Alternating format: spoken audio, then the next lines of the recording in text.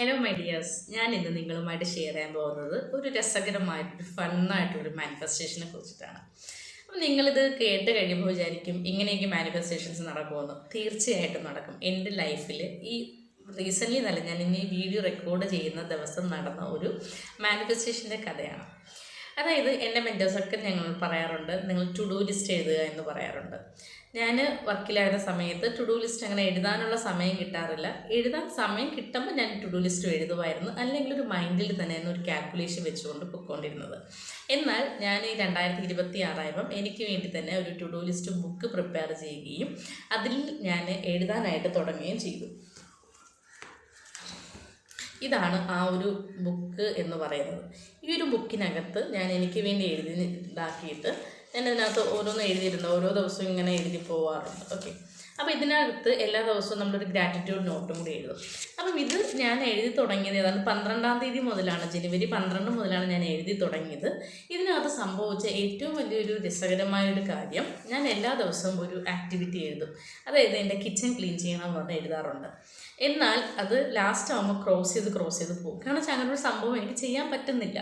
അത് ഇഷ്ടമില്ലാത്തത് കൊണ്ടല്ല, അതിനുള്ളൊരു സിറ്റുവേഷൻ അല്ലെങ്കിൽ അങ്ങനെയുള്ളൊരു സാഹചര്യം എനിക്ക് ഒരുങ്ങി വരുന്നില്ലായിരുന്നു.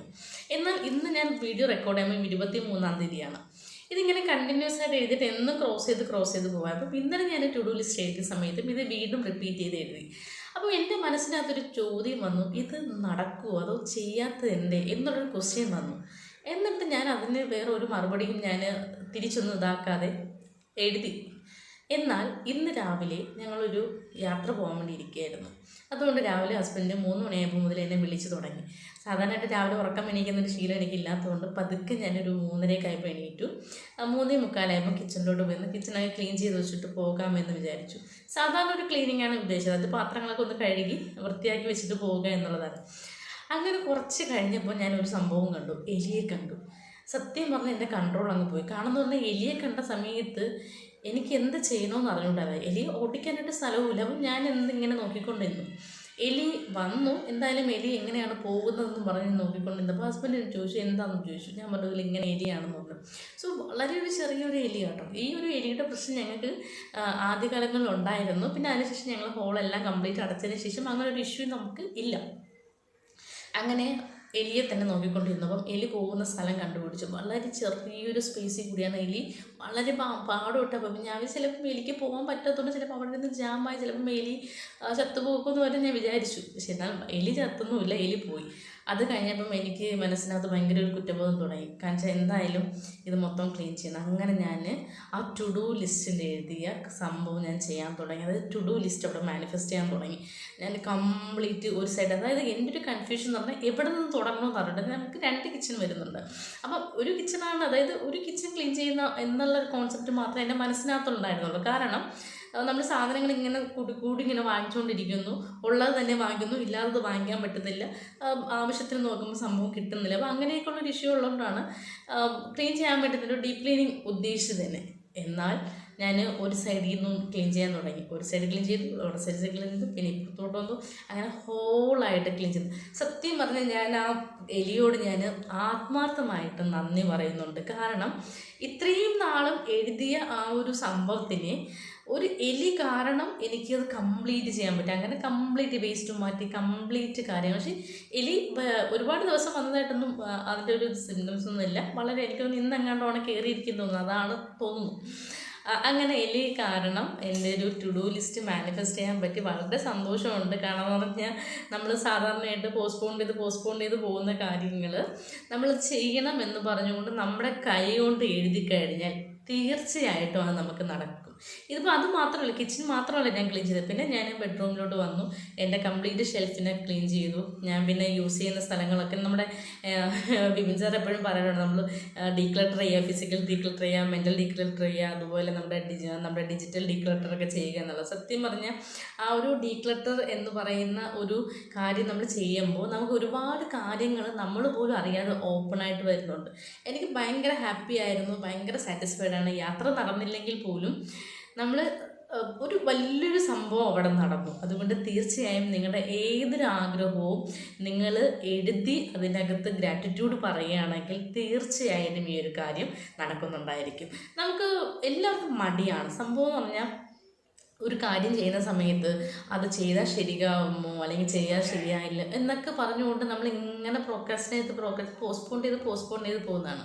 നിങ്ങൾ രാവിലെ എണീക്കുക, അല്ലെങ്കിൽ രാത്രി ഏതെങ്കിലും, ഞാൻ സാധാരണയായിട്ട് ചെയ്യുന്ന രാവിലെയാണ് ടു ഡു ലിസ്റ്റ് എഴുതുന്ന സമയം.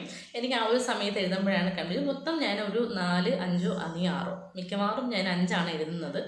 അതായത് നമ്മുടെ കോണ്ടന്റിൻ്റെ ബേസിൽ, അതായത് നമുക്ക് എത്രയാണോ ചെയ്യാനുള്ള സമയം എടുക്കേണ്ടത് അതനുസരിച്ചുകൊണ്ട്. ചിലപ്പോൾ ഒരു ചെറിയ സില്ലിയായിട്ട് ചിലപ്പോൾ ആൾക്കാരാരെങ്കിലും വിളിക്കാനായിട്ടായിരിക്കും ഞാൻ അങ്ങനെ അതൊക്കെ എഴുതി വെക്കുന്നത്.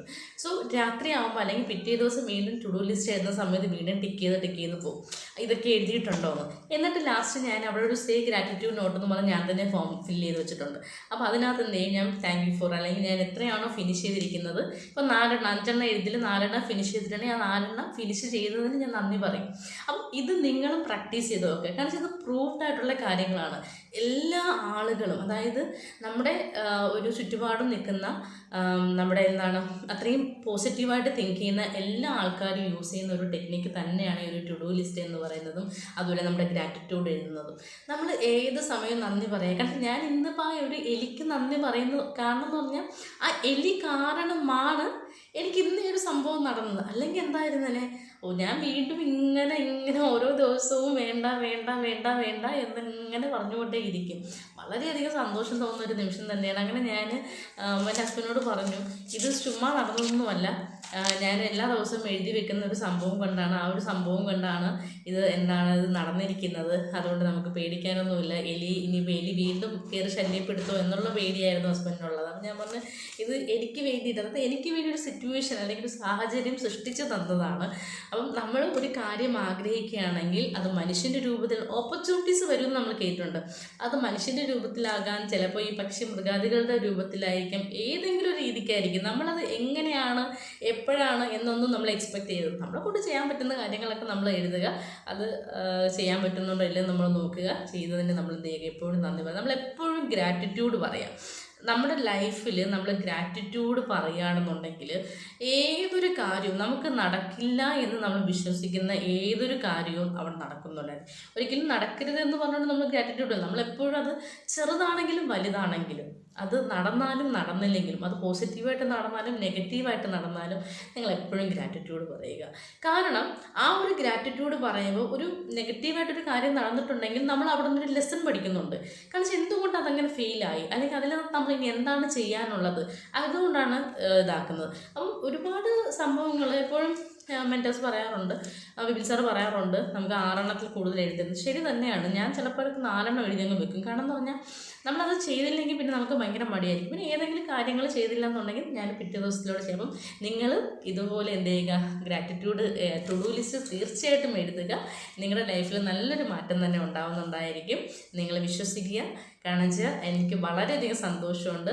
ഇതുപോലെയുള്ള ഇൻഫോർമേറ്റീവ് വീഡിയോസിനായിട്ട് ചാനൽ സബ്സ്ക്രൈബ് ചെയ്യുക. അങ്ങനെ എലി കാരണം എൻ്റെ ഒരു വലിയൊരു സംഭവമാണ് നടന്നിരിക്കുന്നത്. നിങ്ങൾക്കും ഇതുപോലെയുള്ള വരുന്ന സാഹചര്യങ്ങൾ പോസിറ്റീവായിട്ട് തിങ്ക് ചെയ്യുക, എല്ലാം പോസിറ്റീവായിട്ട് നടക്കും.